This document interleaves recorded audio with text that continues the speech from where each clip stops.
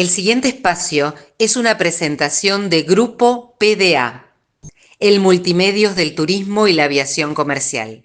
Bueno, y Diego, nada menos que al autor de Martín Fierro le llega lo que le manda don Antonio, y años después, ¿qué es lo que Muchos dice? años después, porque esto estamos hablando de 1880, sí, más o menos, 1870 y poco. No recuerdo cuándo se publicó el Martín Fierro realmente. Los Tres Gauchos Orientales fueron 6 meses o casi un año antes. El Martín Fierro creo que es de 1872. Puedo errarla en un año o en unos meses.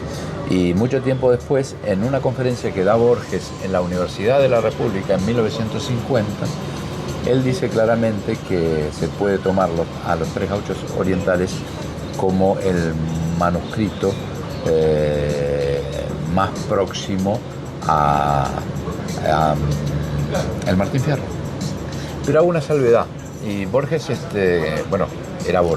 ya era Borges, pero un nieto de don Antonio, Nicasio del Castillo Lucich, una persona entrañable con la cual conversé largamente cuando estaba escribiendo el libro, me dijo, es muy cierto lo que dijo Borges, fue así, pero hay que tener en cuenta que él decía abuelo, por don Antonio, no era un poeta profesional, y Hernández sí. Entonces, por parte de este nieto de Lucich había un reconocimiento a que lo que hacía don Antonio era, si se quiere, amateur. Claro. Por lo menos era en sus comienzos. Después hubo otras obras, pero a lo que me refiero es que él tenía un espíritu de poeta, y ese espíritu de poeta más la experiencia que adquiere como marino, que es su época, y empresario, porque Lucich fue un gran Multifacético, porque empresario, marino, botánico, termina siendo... Claro, un experto botánico, domina 5 o 6 idiomas. O más, creo que sí, y dialectos. Sí. Que llegaba a Nápoles hablando en genovés y a Génova hablando en napolitano. Y muchas veces le tomaba el pelo, era un hombre de una gran ironía y sentido del humor, y entonces jugaba con sus interlocutores.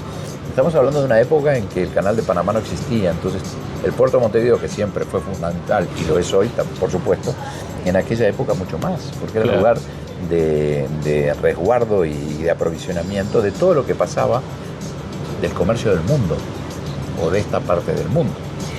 La descripción que haces de la Casa del Prado es increíble si la pensamos en esta época. Claro. Era una pequeña ciudad porque... Era un palacete, sigue siéndolo. Sí, pero porque tenía de todo, además de su numerosa familia, de su cantidad de hijos, desde personal doméstico, institutrices traídas de Europa. Sí, una francesa, una alemana y una inglesa. Había 9 mujeres allí, ¿no? Y un varón. Qué historia la de mí. Sí, también, ¿no? Que ese varón, es que esas historias, toda la vida de Lucich es una novela.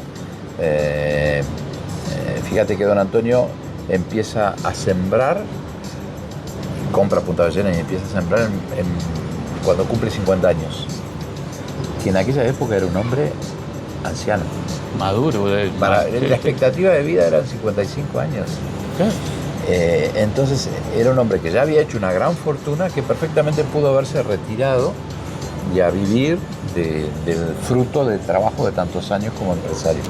Pero no, él decide lo que él denominó la mayor aventura de su vida, que fue la forestación de Punta Ballena. Y eso le lleva muchos años después, ya en el ocaso de sus días, 1900,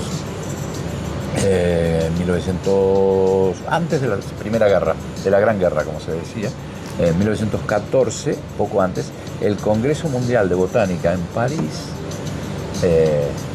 el paisajista Thais dice ante el auditorio del mundo, dice, si uno quiere conocer el mayor paraíso creado por la mano del hombre, hay que ir a un lugar muy lejano, llamado Uruguay, y a un lugar que se llama Punta Ballena.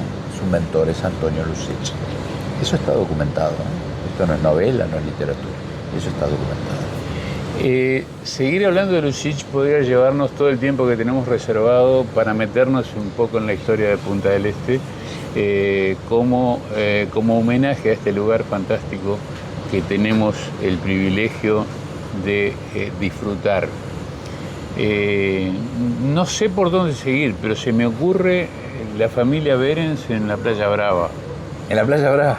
No, sí, cuando va la familia Behrens, don Alfredo Behrens, a la Playa Brava, y Gorlero, don Máximo Gorlero, o el jefe de policía de entonces, o de puerto. Ahí está, el prefecto del puerto, entonces le dice, pero don Alfredo, ¿cómo va a venir usted? Fue con toda su familia, y sus hijos eran 4 o 5. ¿Cómo va a venir usted a la Plaza Brava? Estamos hablando de donde hoy están los dedos. Sí, la 1. No, estamos hablando de la década del 30 más o menos. Fíjese si se produce algún accidente. Estamos promocionando Punta del Este. Estamos promocionando Punta del Este. Y qué mala prensa podría ser si hay un ahogado. Es maravilloso. ¿Qué ¿no? concepto del destino turístico? Claro, ¿no? tenía un sentido de marketing muy de la época, ¿no? Y contaba Mirta Behrens, una de las hijas de don Alfredo, con la que conversé en su momento, contaba que ellos iban y clavaban una estaca, una vara en la arena, y de allí una cuerda, y con eso iban hasta para el los mar, más chiquitos, para porque los otros chiquitos, nadaban. Claro, pero los más chiquitos iban amarrados, se agarraban a la cuerda para poderse bañar, ¿no? Y ese, bueno, fue el comienzo de que la gente empezara a frecuentar la Playa Brava, porque hasta entonces se iba a la Vieja Mansa, que hoy no existe, que era en la península, que cuando se hizo la ampliación del puerto y la carretera, la ruta,